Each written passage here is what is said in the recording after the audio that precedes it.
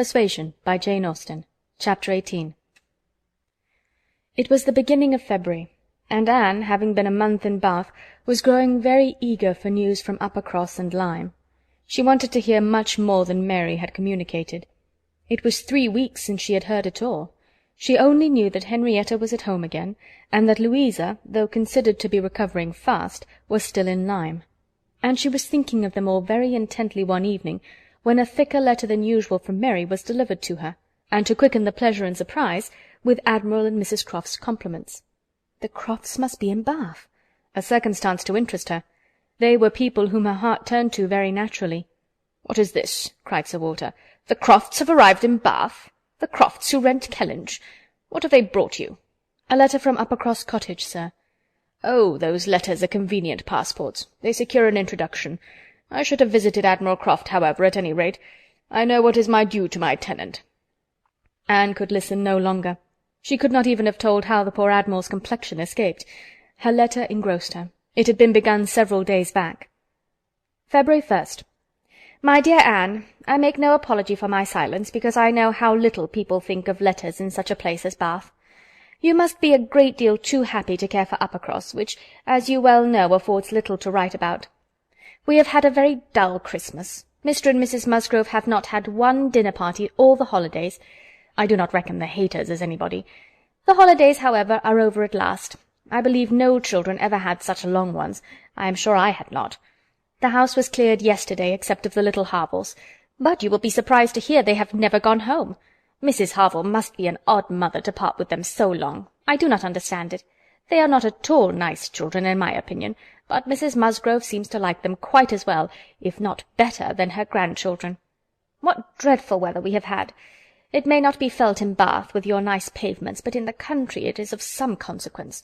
I have not had a creature call on me since the 2nd week of January, except Charles Hayter, who had been calling much oftener than was welcome. Between ourselves, I think it a great pity Henrietta did not remain at Lyme as long as Louisa. It would have kept her a little out of his way.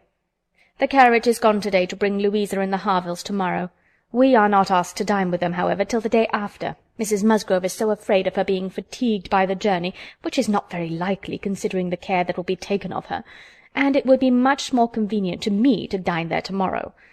I am glad you find Mr. Elliot so agreeable, and I wish I could be acquainted with him too, but I have my usual luck. I am always out of the way when anything desirable is going on, always the last of my family to be noticed. What an immense time Mrs. Clay has been staying with Elizabeth. Does she never mean to go away? But perhaps if she were to leave the room vacant, we might not be invited. Let me know what you think of this.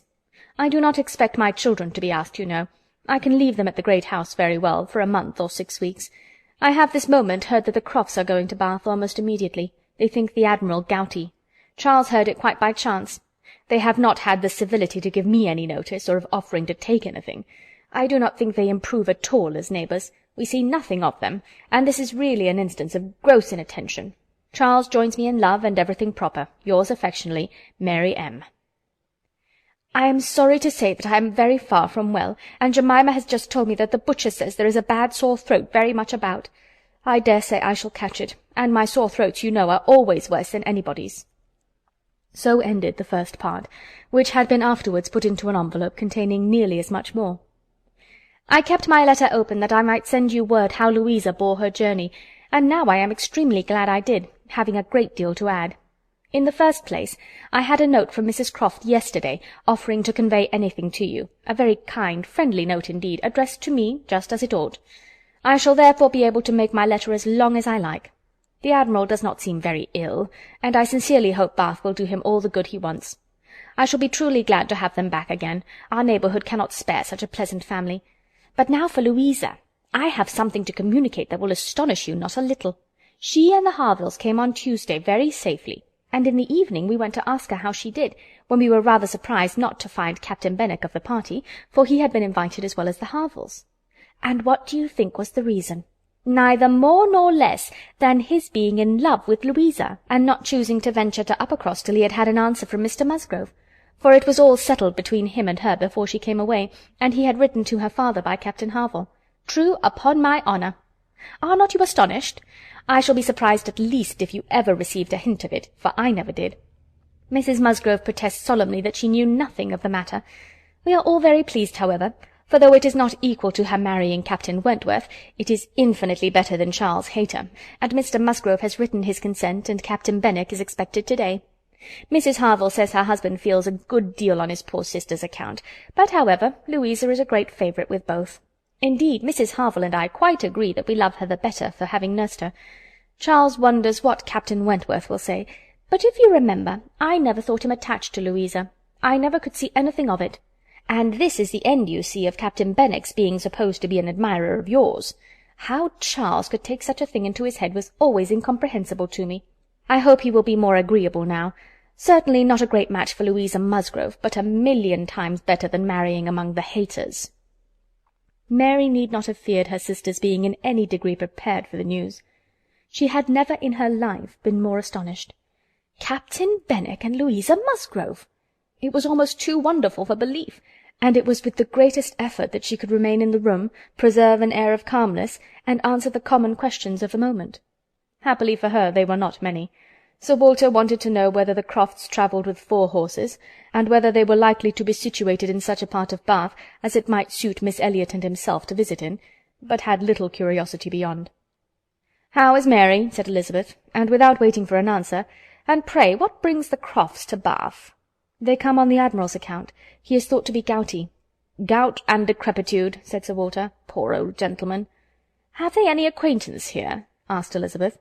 "I do not know, but I can hardly suppose that, at Admiral Croft's time of life, and in his profession, he should not have many acquaintance in such a place as this." "I suspect," said Sir Walter coolly, "that Admiral Croft will be best known in Bath as the renter of Kellynch Hall. Elizabeth, may we venture to present him and his wife in Laura Place?" "Oh, no, I think not. Situated as we are with Lady Dalrymple, cousins, we ought to be very careful not to embarrass her with acquaintance she might not approve. If we were not related, it would not signify, but as cousins, she would feel scrupulous as to any proposal of ours. We had better leave the Crofts to find their own level. There are several odd-looking men walking about here who, I am told, are sailors. The Crofts will associate with them." This was Sir Walter and Elizabeth's share of interest in the letter. When Mrs. Clay had paid her tribute of more decent attention, in an inquiry after Mrs. Charles Musgrove and her fine little boys, Anne was at liberty. In her own room she tried to comprehend it. Well might Charles wonder how Captain Wentworth would feel. Perhaps he had quitted the field, had given Louisa up, had ceased to love, had found he did not love her. She could not endure the idea of treachery or levity, or anything akin to ill usage between him and his friend. She could not endure that such a friendship as theirs should be severed unfairly. Captain Benwick and Louisa Musgrove! The high-spirited, joyous, talking Louisa Musgrove, and the dejected, thinking, feeling, reading Captain Benwick seemed each of them everything that would not suit the other. Their minds most dissimilar. Where could have been the attraction? The answer soon presented itself. It had been in situation. They had been thrown together several weeks. They had been living in the same small family party. Since Henrietta's coming away, they must have been depending almost entirely on each other, and Louisa, just recovering from illness, had been in an interesting state, and Captain Benwick was not inconsolable. That was a point which Anne had not been able to avoid suspecting before, and instead of drawing the same conclusion as Mary from the present course of events, they served only to confirm the idea of his having felt some dawning of tenderness toward herself. She did not mean, however, to derive much more from it to gratify her vanity than Mary might have allowed. She was persuaded that any tolerably pleasing young woman who had listened and seemed to feel for him would have received the same compliment. He had an affectionate heart. He must love somebody. She saw no reason against their being happy. Louisa had fine naval fervour to begin with, and they would soon grow more alike. He would gain cheerfulness, and she would learn to be an enthusiast for Scott and Lord Byron. Nay, that was probably learnt already. Of course they had fallen in love over poetry. The idea of Louisa Musgrove turned into a person of literary taste and sentimental reflection was amusing, but she had no doubt of its being so. The day at Lyme, the fall from the Cobb, might influence her health, her nerves, her courage, her character, to the end of her life, as thoroughly as it appeared to have influenced her fate. The conclusion of the whole was, that if the woman who had been sensible of Captain Wentworth's merits could be allowed to prefer another man, there was nothing in the engagement to excite lasting wonder. And if Captain Wentworth lost no friend by it, certainly nothing to be regretted. No, it was not regret which made Anne's heart beat in spite of herself, and brought the colour into her cheeks when she thought of Captain Wentworth unshackled and free. She had some feelings which she was ashamed to investigate. They were too much like joy, senseless joy. She longed to see the Crofts, but when the meeting took place, it was evident that no rumour of the news had yet reached them. The visit of ceremony was paid and returned, and Louisa Musgrove was mentioned, and Captain Benwick too, without even half a smile. The Crofts had placed themselves in lodgings in Gay Street, perfectly to Sir Walter's satisfaction. He was not at all ashamed of the acquaintance, and did, in fact, think and talk a great deal more about the Admiral than the Admiral ever thought or talked about him. The Crofts knew quite as many people in Bath as they wished for, and considered their intercourse with the Elliots as a mere matter of form, and not in the least likely to afford them any pleasure. They brought with them their country habit of being almost always together. He was ordered to walk to keep off the gout, and Mrs. Croft seemed to go shares with him in everything, and to walk for her life to do him good. Anne saw them wherever she went. Lady Russell took her out in her carriage almost every morning, and she never failed to think of them, and never failed to see them. Knowing their feelings as she did, it was a most attractive picture of happiness to her. She always watched them as long as she could, delighted to fancy she understood what they might be talking of as they walked along in happy independence, or equally delighted to see the Admiral's hearty shake of the hand when he encountered an old friend, and observe their eagerness of conversation when occasionally forming into a little knot of the navy, Mrs. Croft looking as intelligent and keen as any of the officers around her. Anne was too much engaged with Lady Russell to be often walking herself, but it so happened one morning, about a week or 10 days after the Crofts' arrival, it suited her best to leave her friend, or her friend's carriage, in the lower part of the town, and return alone to Camden Place. And in walking up Milson Street, she had the good fortune to meet with the Admiral. He was standing by himself at a print-shop window, with his hands behind him, in earnest contemplation of some print, and she not only might have passed him unseen, but was obliged to touch as well as address him before she could catch his notice. When he did perceive and acknowledge her, however, it was done with all his usual frankness and good humour. "Ah, is it you? Thank you, thank you. This is treating me like a friend. Here I am, you see, staring at a picture. I can never get by this shop without stopping. But what a thing here is by way of a boat. Do look at it. Did you ever see the like? What queer fellows your fine painters must be to think that anybody would venture their lives in such a shapeless old cockleshell as that. And yet here are 2 gentlemen stuck up in it, mightily at their ease, and looking about them at the rocks and mountains, as if they were not to be upset the next moment, which they certainly must be. I wonder where that boat was built," laughing heartily. "I would not venture over a horse-pond in it. Well," turning away, "now, where are you bound? Can I go anywhere for you, or with you? Can I be of any use?" "None, I thank you, unless you will give me the pleasure of your company the little way our road lies together. I am going home." "That I will with all my heart, and father too. Yes, yes, we will have a snug walk together, and I have something to tell you as we go along. There, take my arm, that's right. I do not feel comfortable if I have not a woman there. Lord, what a boat it is!" taking a last look at the picture as they began to be in motion. "Did you say that you had something to tell me, sir?" "Yes, I have, presently. But here comes a friend, Captain Bridgen. I shall only say, how do you do, as we pass, however. I shall not stop. How do you do? Bridgen stares to see anybody with me but my wife. She, poor soul, is tied by the leg. She has a blister on one of her heels, as large as a 3-shilling piece. If you look across the street, you will see Admiral Brand coming down, and his brother. Shabby fellows, both of them. I am glad they are not on this side of the way. Sophie cannot bear them. They played me a pitiful trick once, got away with some of my best men. I will tell you the whole story another time. There comes old Sir Archibald Drew and his grandson. Look, he sees us. He kisses his hand to you. He takes you for my wife. Ah, the peace has come too soon for that yonker. Poor old Sir Archibald. How do you like Bath, Miss Elliot? It suits us very well. We're always meeting with some old friend or other. The street's full of them every morning. Sure to have plenty of chat.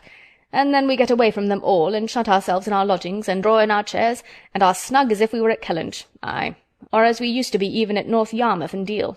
We do not like our lodgings here the worse, I can tell you, for putting us in mind of those we first had at North Yarmouth.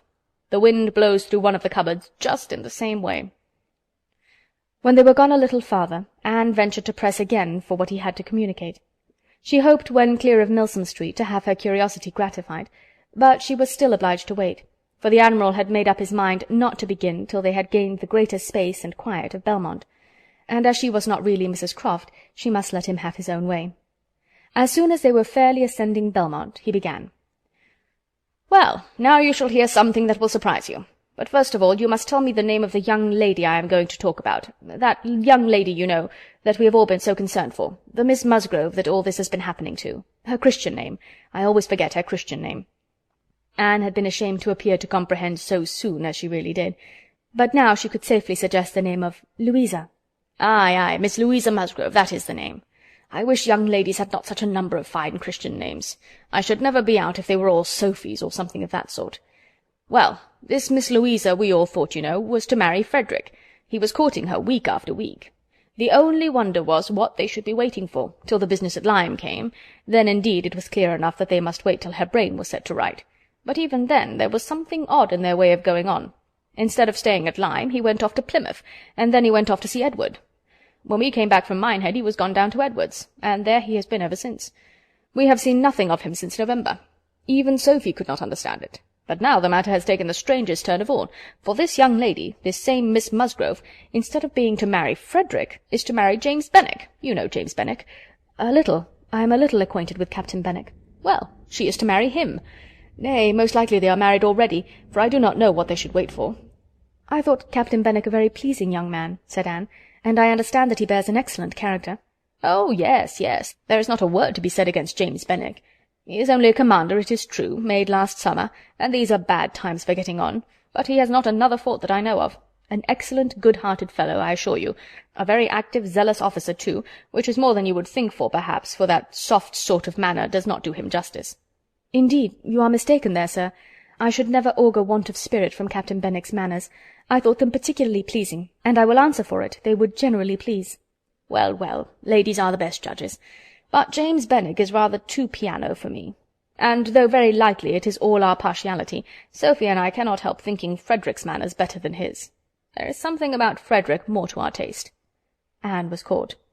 She had only meant to oppose the too common idea of spirit and gentleness being incompatible with each other, not at all to represent Captain Benwick's manners as the very best that could possibly be.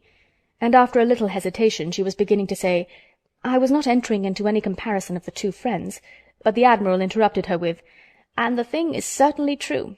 It is not a mere bit of gossip.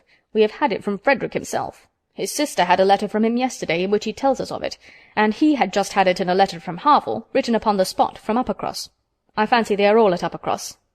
This was an opportunity which Anne could not resist. She said, therefore, "I hope, Admiral, I hope there is nothing in the style of Captain Wentworth's letter to make you and Mrs. Croft particularly uneasy. It did seem, last autumn, as if there were an attachment between him and Louisa Musgrove, but I hope it may be understood to have worn out on each side equally, and without violence. I hope his letter does not breathe the spirit of an ill-used man." "Not at all, not at all. There is not an oath or a murmur from beginning to end." Anne looked down to hide her smile. "No, no, Frederick is not a man to whine and complain. He has too much spirit for that. If the girl likes another man better, it is very fit she should have him." "Certainly. But what I mean is, that I hope there is nothing in Captain Wentworth's manner of writing to make you suppose he thinks himself ill-used by his friend, which might appear, you know, without its being absolutely said. I should be very sorry that such a friendship as has subsisted between him and Captain Benwick should be destroyed, or even wounded, by a circumstance of this sort." "Yes, yes, I understand you. But there is nothing at all of that nature in the letter. He does not give the least fling at Benwick, does not so much as say, 'I wonder at it, I have a reason of my own for wondering at it.' No, you would not guess from his way of writing that he had ever thought of this Miss—what's-her-name, for himself. He very handsomely hopes they will be happy together, and there is nothing very unforgiving in that, I think." Anne did not receive the perfect conviction which the Admiral meant to convey, but it would have been useless to press the inquiry further. She therefore satisfied herself with commonplace remarks or quiet attention, and the Admiral had it all his own way. "Poor Frederick," said he at last. "Now he must begin all over again with somebody else. I think we must get him to Bath. Sophie must write and beg him to come to Bath. Here are pretty girls enough, I am sure. It would be of no use to go to Uppercross again, for that other Miss Musgrove, I find, is bespoke by her cousin, the young parson. Do not you think, Miss Elliot, we had better try to get him to Bath?" End of Chapter 18